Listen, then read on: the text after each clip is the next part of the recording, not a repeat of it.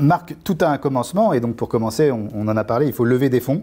Et nous avons Maude, la directrice associée d'Adzep Consulting, qui va nous présenter la météo des levées de fonds.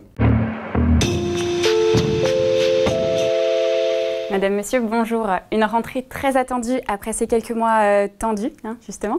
Alors, on se retrouve aujourd'hui pour parler levée de fonds, de thunes, de pesetas, de moulaga, non, pardon Vincent, non, désolé. Donc, une météo dédiée aux levées de fonds tout court, promis, et notamment les jolies couleurs qu'ont pris les startups françaises en septembre, avec pas moins de 588 millions d'euros levés.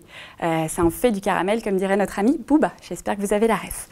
Alors, on part, comme vous le voyez sur la carte, l'écosystème français a su démontrer sa capacité à se financer malgré la perturbation Covid dont nous peinons à sortir.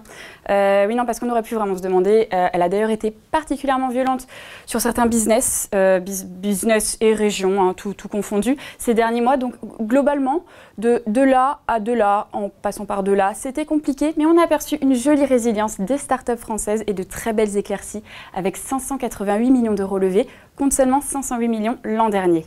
On passe du côté des secteurs. Alors, comme vous pouvez le voir, on a frôlé la canicule dans le retail, qui a vraiment été la région favorite avec 62% des parts de levée de fonds. Un petit peu de soleil également côté FinTech, AdTech et IRH, avec un total de 27 opérations, et une part qui représente à peu près 20% pour ces trois secteurs réunis.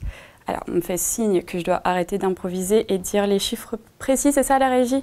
Donc, 10 opérations réussies ici, 9 ici, 9 ici et 8 ici. C'est bon la régie, on est contente? Oui? Ok, je continue. Alors finalement, ils vont chez qui ces fonds? Alors on regarde rapidement un aperçu sur la carte de nos pépites de la croissance de la rentrée.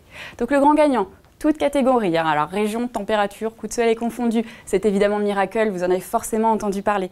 La petite société qui conçoit des logiciels de création de marketplace prend la tête avec 300 millions de dollars levés.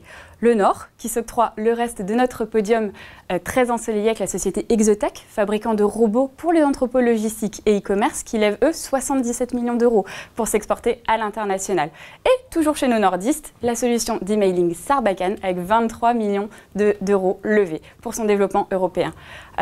Ensuite, on reste en Ile-de-France. Nous avons Descartes Underwriting avec 17,5 millions, Cornet Meeting 15 millions, June EcoBuzz 10 millions chacun, un détour en région avec Rhône-Alpes et Antawis qui lève 9,3 millions, Yomoni, on revient à Paris, 8,7.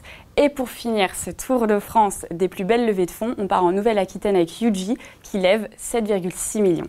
C'est tout pour moi. J'espère que vous avez apprécié cette météo des levées de fonds. Je vous souhaite un très bon tech show et je vous dis à bientôt. Merci beaucoup Maude, c'était super intéressant tout ça. Qu'est-ce que tu en as pensé Marc? Maude, elle a une énergie. Et donc la météo, faudrait qu'ils nous la changent sur TF1. Ah, franchement, ils sont très doués, ils sont très forts dans cette société. Donc est-ce que dans ces tendances, il y en a une qui t'inspire particulièrement ou une des startups, des levées dont on a parlé? Est-ce qu'il y en a une qui t'a vraiment qui te fait réagir? Toutes m'inspirent parce que c'est que des entreprises qu'on a vues qui sont des entreprises leaders dans son secteur, très singulières. Et surtout avec des entrepreneurs et des entrepreneuses exceptionnels, de June qui fait des couches à Miracle.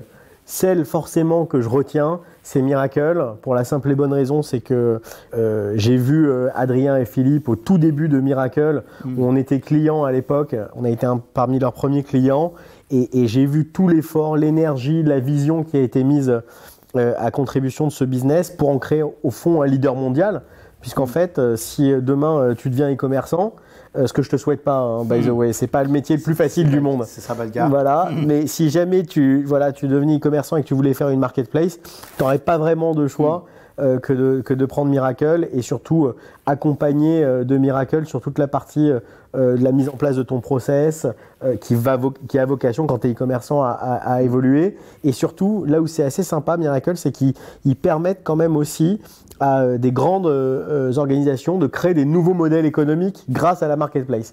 Et donc ça, je trouve ça fondamentalement intéressant. Donc bravo à Philippe, Adrien et toute l'équipe.